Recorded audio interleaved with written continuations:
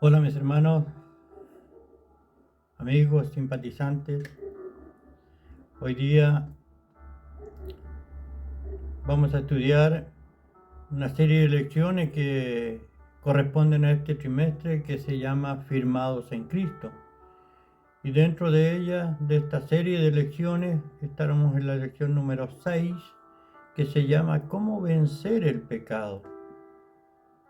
Para ello voy a invitarlos primero para que oremos y posteriormente estudiamos la lección. Buscamos la orientación de Dios para este trabajo que tenemos que realizar. Padre nuestro que estás en los cielos, te damos gracias, Padre, y la alabamos en este día, en el cual nos disponemos hoy día para poder estudiar su palabra. Padre amado, te doy gracias porque nos ha permitido vivir un sábado santo más en esta tierra y hoy, Señor, presentar esta lección para la cual, Señor, le pedimos que usted nos ayude.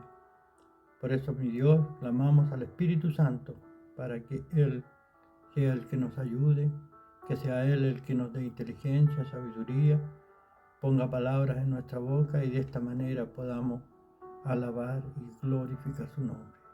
Muchas gracias, Padre.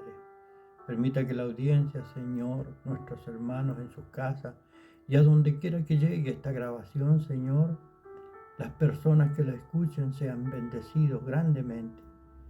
Muchas gracias. Le agradezco, mi Dios, en el nombre de su Hijo amado Jesucristo. Amén y amén. Muchas gracias. El objetivo de esta lección es presentar algunas prácticas con apariencia de piedad que no tiene valor en la lucha contra el pecado y que puede engañarnos o esclavizarnos con falsas enseñanzas. Efectivamente, ¿ya? Bueno, el enemigo nunca va a querer hacer algo bueno para nosotros. Todo lo contrario, el enemigo lo único que va a tratar de hacer es de engañarnos y apartarnos de las cosas de Dios.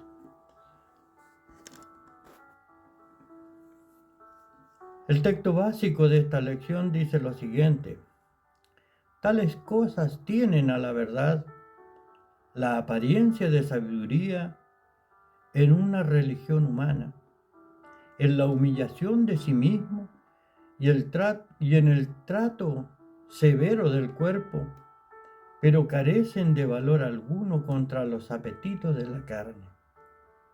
Eso está en Colosenses capítulo 2 y verso 23.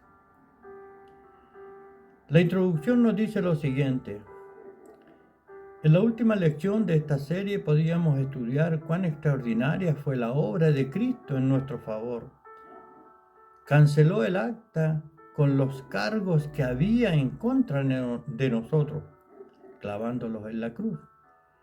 Colosenses capítulo 2 y verso 14.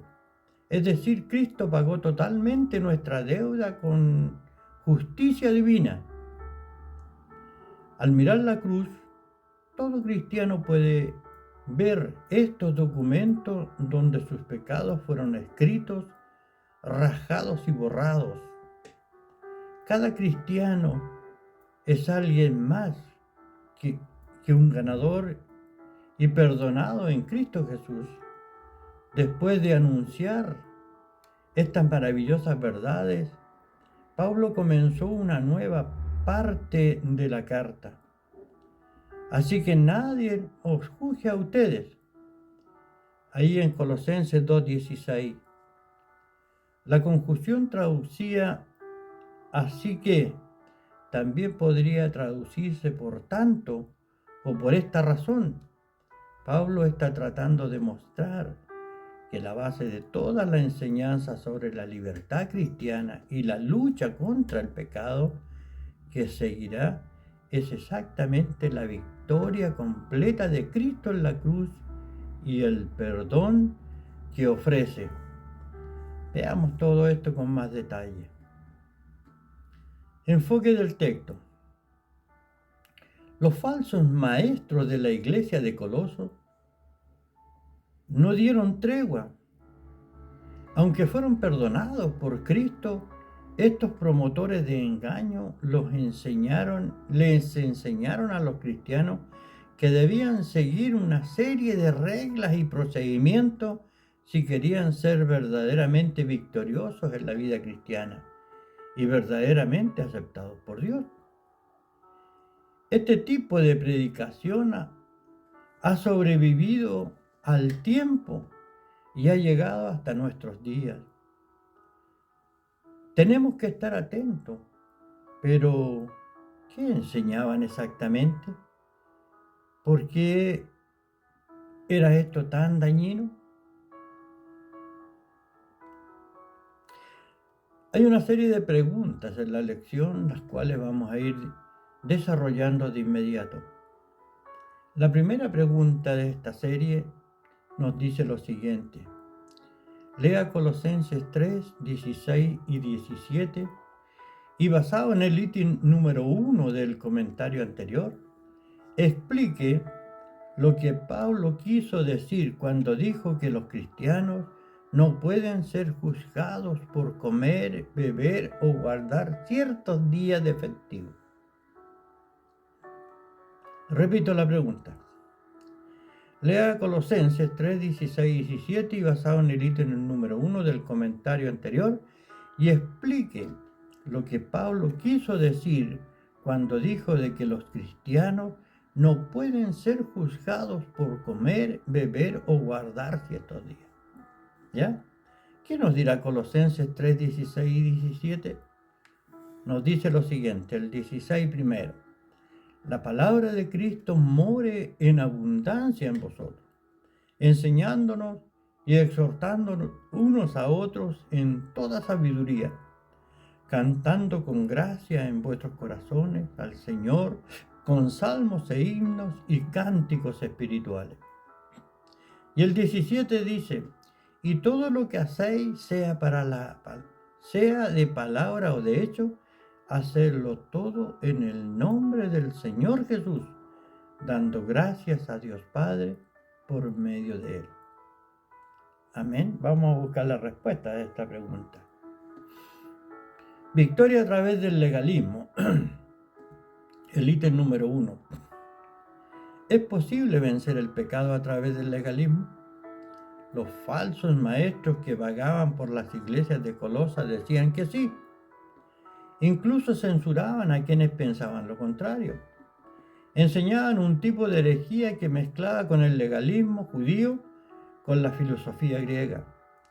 Era una especie de gnosticismo en su forma inicial.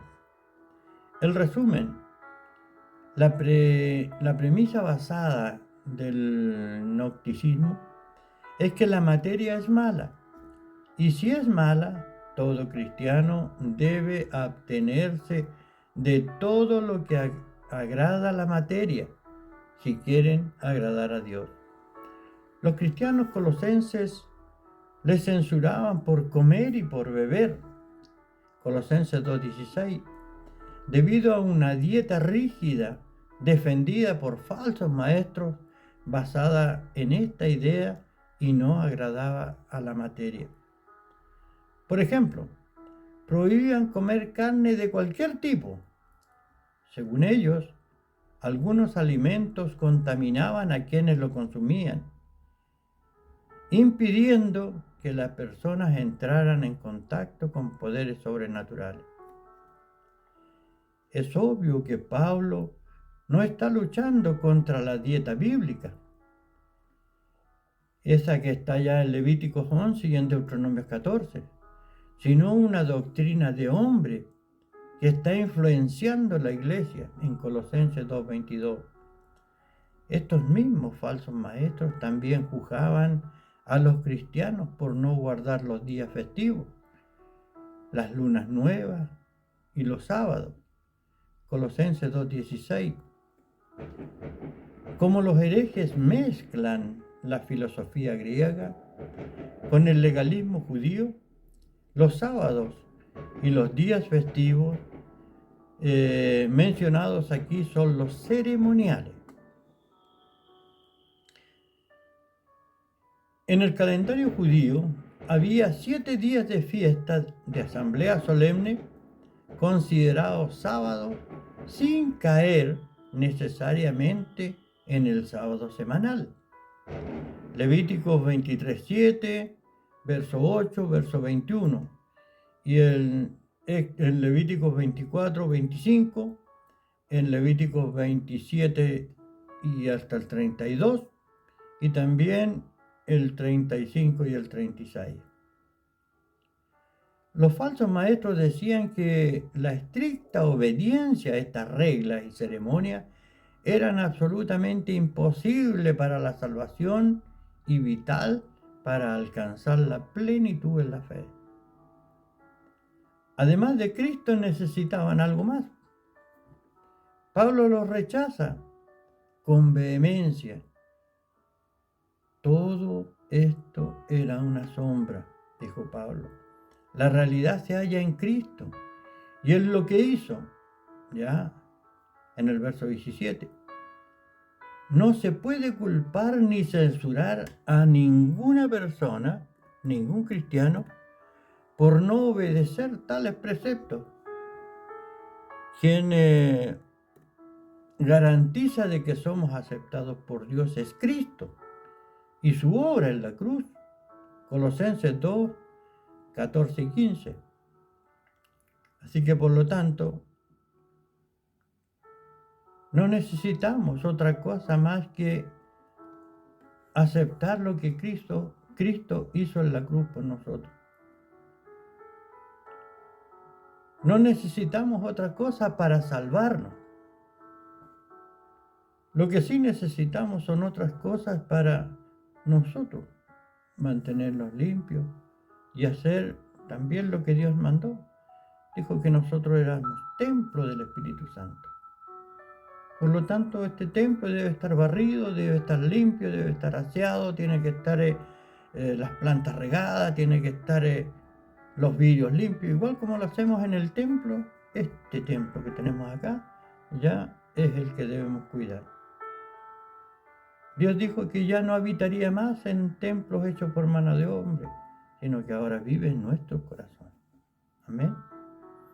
Pregunta número 2 dice lo siguiente. Después de leer Colosenses 3:18 y los primeros párrafos del ítem 2 del comentario anterior, comente el tipo de espiritualidad mística defendida y vivida por los falsos maestros de Colosas.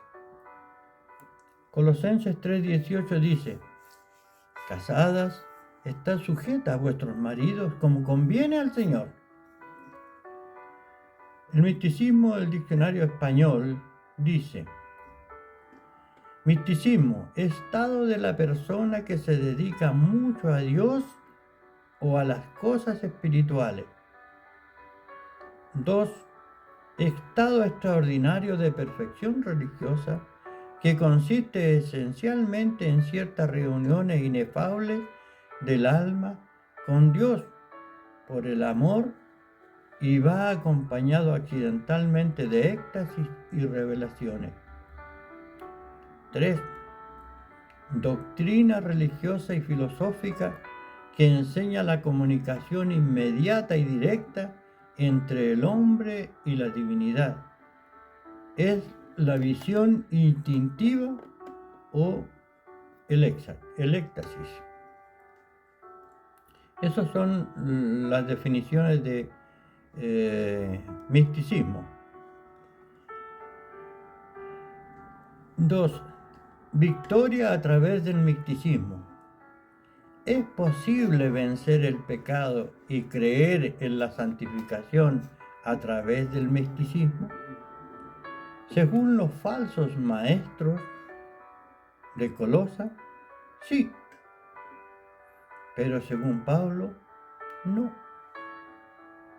Y el apóstol explica por qué.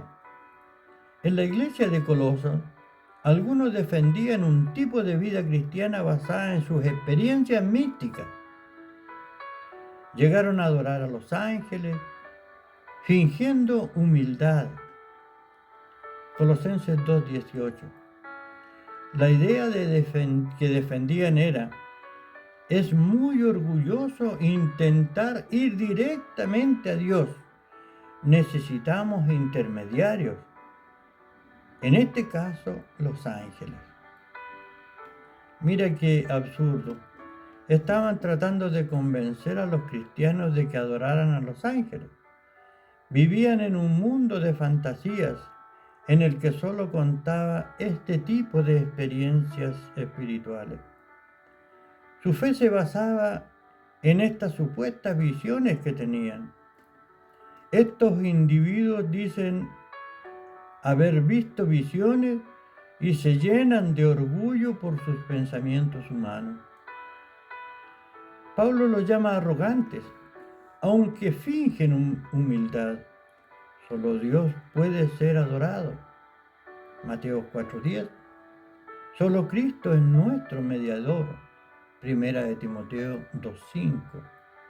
Los falsos maestros tenían una enseñanza y una experiencia equivocada. Y lo peor de todo, es que se estaban poniendo como árbitros de la espiritualidad de los demás. Por eso Pablo escribe: no dejen que los condenen. Colosenses 2:18. La palabra condenar que usa Pablo describe a un juez que puede descalificar a alguien y no darle el premio. Era lo que hacían los falsos maestros. Descalificaban a los cristianos que no tenían las mismas experiencias impresionantes que ellos, como si fueran las únicas personas verdaderamente espirituales en la iglesia. Por eso Pablo les advierte con severidad, pero no haciéndose a la cabeza, de la cual todo el cuerpo nutrido y ungido, unido por las coyunturas y ligamentos, crece con un crecimiento que es de Dios. Colosenses 2:19. Lo que el apóstol quiere decir es: todo lo que necesitamos para agradar a Dios y crecer en la caminata cristiana es Jesús. Mantenga a Jesús cerca y tendrá todo lo que necesita. Él es quien nos sostiene y efectúa nuestro crecimiento. Pregunta número 3. Lea Colosenses 3:19 y responda: según Pablo, ¿qué necesitan realmente los cristianos de Colosas para su crecimiento en la caminata cristiana? Lea el último párrafo del ítem número 2. Colosenses 3:19 nos dice: maridos, amad a vuestras esposas y no seáis ásperos con ellas. Ascetismo. El diccionario hispanoamericano de la misión dice lo siguiente: ascetismo, teoría y práctica de la abstinencia y mortificación de los sentidos. Tiene como objetivo asegurar la perfección espiritual, sometiendo el cuerpo al control del espíritu. Esta es una forma de vida basada en la devoción hacia ciertos valores o ideales espirituales, por la que se renuncia a los placeres físicos y se destaca la simplicidad, la disciplina y la negación de sí mismo. Él tiene que ver con prácticas austeras destinadas a llevar el control del cuerpo y de los sentidos. Puede incluir ayuno y meditación, el renunciamiento a la posesión y la búsqueda de la soledad. Vamos a ver qué dice la lección. 3 victorias a través del ascetismo. ¿Es posible vencer el pecado y crecer en santidad a través del ascetismo? Según los falsos maestros de la época de Pablo, decían que sí. Pero para el apóstol Pablo este camino es una ilusión. En términos generales, el ascetismo es la creencia de que podemos crecer espiritualmente simplemente absteniéndonos de cosas, azotando nuestro cuerpo y mortificándonos físicamente. El apóstol exhorta a los cristianos a no estar sujetos a mandamientos y doctrinas de hombres, educados por falsos maestros. Colosenses 2:20 y 22. Ellos decían: no manipules, no gustes y no toques. Colosenses 2:21. Como ya hemos mencionado, ¿por qué creen que la materia es mala? Estos falsos maestros enseñan a los cristianos a obtenerse de todo lo que agrada a la materia o al cuerpo, lo cual está en total discordancia con la Biblia. Primera de Timoteo 6:17, Eclesiastés 9, del 7 al 10. Dese cuenta de que lo que Pablo está luchando por la religión del no, la religión de las apariencias que se ocupa solo de la forma y no de la esencia. Con el método, no con el contenido, con el exterior y no con el interior. Para Pablo estos mandamientos solo tienen apariencia de sabiduría, falsa humildad y severidad con el cuerpo, pero hacen poco para refrenar los apetitos de la carne. Colosenses 2:23. De hecho, la gran pregunta que Pablo plantea en este pasaje es: ya que estás unido a Cristo, ¿por qué se comportan como si todavía estuvieran bajo su dominio? ¿Por qué obedecen a quienes les dicen en Colosenses capítulo 2 y verso 21, literalmente el verbo someter significa dejar de que otros dicten lo que tienes que hacer?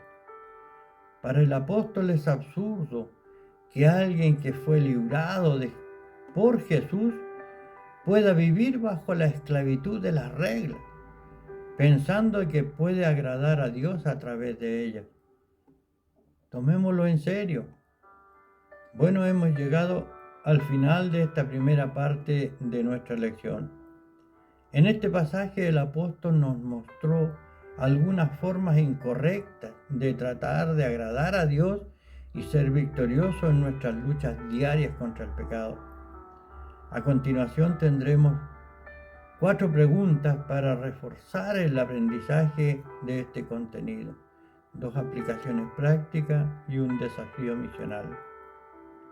Pregunta número 4 nos dice lo siguiente: después de leer Colosenses 3, del 20 al 23 y el ítem número 3 del comentario anterior, responda: a través del asceticismo, ¿es posible salir victorioso en la lucha del pecado? No. Justifica tu respuesta. Amén. Colosenses 3, 20 y 23 dijo: hijos, obedeced a vuestros padres en todo, porque esto agrada a Dios. 21 dice: padres, no exasperéis a vuestros hijos para que no se desalienten. El verso 22: siervos, obedecer en todo a vuestros amos terrenales, no sirviendo al ojo como lo que quieren agradar a los hombres, sino que con el corazón sincero, temiendo a Dios. Y el verso 23 dice: y todo lo que hagáis, hacerlo de corazón como para el Señor y no para los hombres. No es posible, porque el único autorizado para perdonar nuestros pecados es Jesús. ¿A qué se refiere esto? Bueno, la pregunta número 4 nos preguntaba lo siguiente: ¿a través del misticismo es posible salir victorioso en la lucha contra el pecado? Bueno, aquí el apóstol nos responde, dice, no es posible, porque el único autorizado para perdonar pecado es Jesús. Él nos libertó del pecado y dijo, consumado es. No hay nada más que hacer. Y si pecamos, dice la Biblia, abogado tenemos ante el Padre a Jesucristo el justo. No existe método alguno que reemplace a Jesús. El misticismo o los otros anteriores tampoco. Enfocando la vida. Está unido a Cristo, no se deje engañar en la lucha contra el pecado. Desafortunadamente los jueces de la verdadera espiritualidad mencionados por Pablo en Colosenses 2:18 aún persisten en nuestro tiempo. Están ansiosos y apresurados por descalificar a quienes no tienen la misma experiencia que ellos. Por lo general, miden a otros desde su perspectiva, pero la verdad presentada por Pablo en este pasaje de Colosenses es simplemente fantástica y alentadora. Tales maestros no se aferraron firmemente a Cristo y no haciéndose a la cabeza. Colosenses 2:19. Quien hace, es decir, quien se agarra a Cristo, tiene todo lo que necesita para vencer en su vida y en su camino cristiano. ¿Alguna vez se ha sentido presionado para tener cierto tipo de experiencia? ¿Puede sentir el alivio de los colosenses que deben haber experimentado con la seguridad de que ya están completos en Cristo y no necesitan nada más de lo que ya tienen? ¿Ha estado unido a Cristo? No se deje engañar. La verdadera espiritualidad se desarrolla cuando el cristiano está firmemente unido a Cristo. Es posible todavía hoy encontrar personas que usen experiencias espirituales para medir a otros. ¿Qué significa asir la cabeza que es Cristo? ¿Es Cristo suficiente para traernos santificación y crecimiento en la vida cristiana? Sí, por supuesto. ¿Ha estado liberado por Cristo? No sea más esclavizado por la lucha contra el pecado. Para hacer reflexionar a los cristianos de Colosa sobre lo malo que era ser esclavizado por los mandamientos de hombres enseñados por falsos maestros, Pablo les recordó su liberación. Si ustedes han muerto en Cristo, todo cristiano es alguien que murió con Cristo. Colosenses 2:20. También, a través de la experiencia del bautismo, se nos recuerda esta verdad. Romanos 6, desde el 3 y el 4. Si morimos con Cristo y si nos perdonan nuestros pecados, también seremos resucitados con Él a una nueva vida. Romanos 6:5. No tiene sentido en esta nueva vida volver a poner nuestro cuello debajo del juicio de cualquiera que sea. Somos libres del pecado. Llevamos el certificado de defunción antiguo vitalicio en una mano y el nuevo certificado de nacimiento en la otra. No se vuelva esclavo. 6.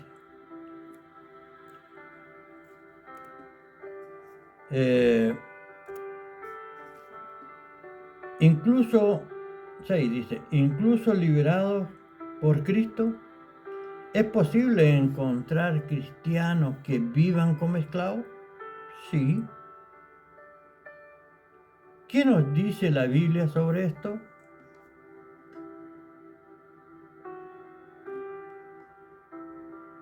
Somos libres al pecado. Cristo nos libertó.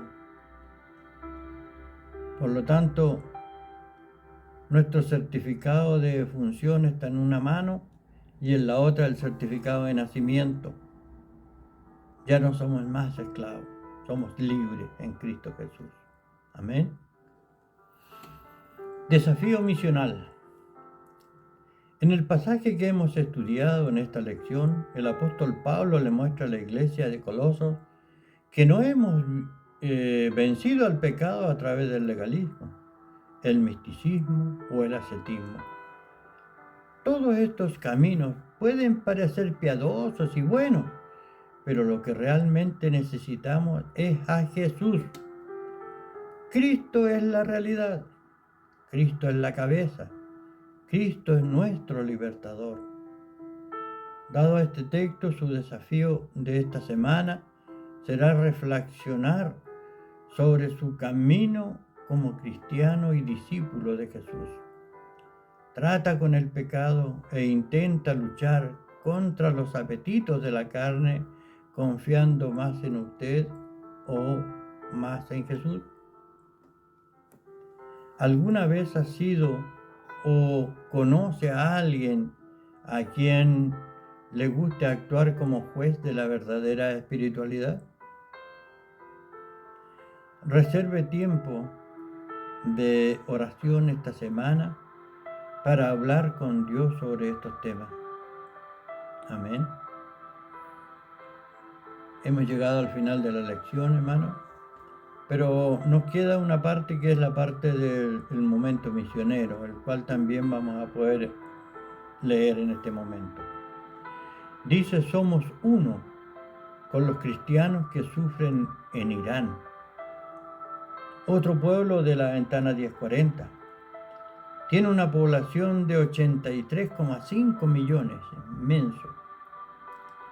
Cristianos son 800.000 solamente. La religión es el islamismo, el zoroastricismo, el judaísmo y el cristianismo. Gobierno: república teocrática. Dirigente: Hassan Rouhani. Acuérdese de los presos como si estuvieras presos con ellos y de los maltratados, puesto que también ustedes están en el cuerpo. Hebreos 13:3. El Departamento de Misiones Puertas Abiertas publica cada año la lista mundial de las persecuciones en los 50 países en los que seguir a Cristo puede ser costoso. A continuación se presenta el país que se encuentra en el 8º lugar del ranking de posesiones, de persecuciones del año 2021. Como un solo cuerpo en Cristo, unámonos en oración por estos cristianos. Estas transcripciones se realizan bajo la autorización de Misión Puertas Abiertas. El gobierno iraní ve la conversión de los musulmanes al cristianismo como un intento de los países occidentales de debilitar el gobierno islámico de Irán. Los cristianos de origen musulmán son los más perseguidos, principalmente por el gobierno, por sus familias y sus comunidades. Las iglesias secretas son a menudo allanadas y sus líderes y miembros son arrestados y condenados a largas penas de prisión por crímenes contra la seguridad nacional. La persecución continúa a un nivel extremo en Irán, con un pequeño aumento en el número de incidentes de violencia denunciados. El COVID-19 ha golpeado duramente al país y muchos creyentes necesitan desesperadamente comida y ayuda. Las medidas para combatir el virus también han dificultado la comunicación entre los cristianos. Actualmente están explorando la comunión y el discipulado de manera virtual. Muchos prisioneros iraníes, incluyendo algunos encarcelados por su fe, fueron libertados de la prisión para combatir la propagación del COVID-19. En las cárceles abarrotadas, sin embargo, otros cristianos permanecen en la cárcel y la cadena de nuevos cristianos continúa. Oremos por ello, hermanos. Acompáñenme en este día. Oramos. Maravilloso Señor y buen Dios que estás en los cielos. Padre amado, le damos muchas gracias, Señor, por darnos a su Hijo Jesucristo, porque en Él, Señor, encontramos todo, mi Dios, todo.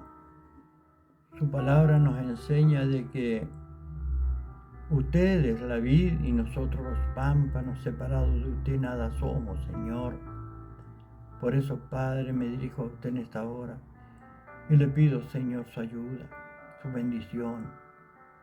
Bendiga a nuestros hermanos en Irán, Señor. Esos 800,000 cristianos que están ahí, Señor. Yo sé, Padre, de que su palabra no vuelve vacía. Lo dice su palabra. Por ello, Señor amado, yo le doy gracias y le alabo en esta hora. Pero le pido, Señor, por cada uno de ellos, Señor, que están allá sufriendo, como los que están en toda la ventana 1040, Señor, en esos 50 países que están ahí alrededor y que ellos, Señor amado, sufren por dar a conocer su palabra, Señor.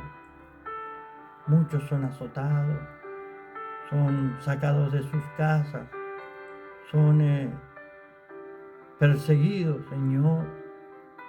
Y si los encuentran, los meten en la cárcel, o de lo contrario los matan también, Señor.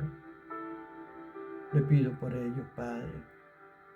Le pido por nuestra misionera Yanina, Señor, y su hija Mahima, que está allá en la India, Señor. Ayúdelos, Padre, y ayude a todos los cristianos en Irán, Señor. Bendígalos, Padre. Ayúdelos. Y a nosotros, Señor, denos la oportunidad también de poder colaborar, de ser ayudadores, Señor, de ellos. No podemos ir nosotros, pero podemos, Señor, aportar con un granito de arena. Por ello, Dios amado, yo le pido su ayuda y su bendición. Muchas gracias, Padre. En el nombre de su Hijo amado Jesucristo. Amén y amén. Muchas gracias. Gracias, hermano. Dios les bendiga grandemente.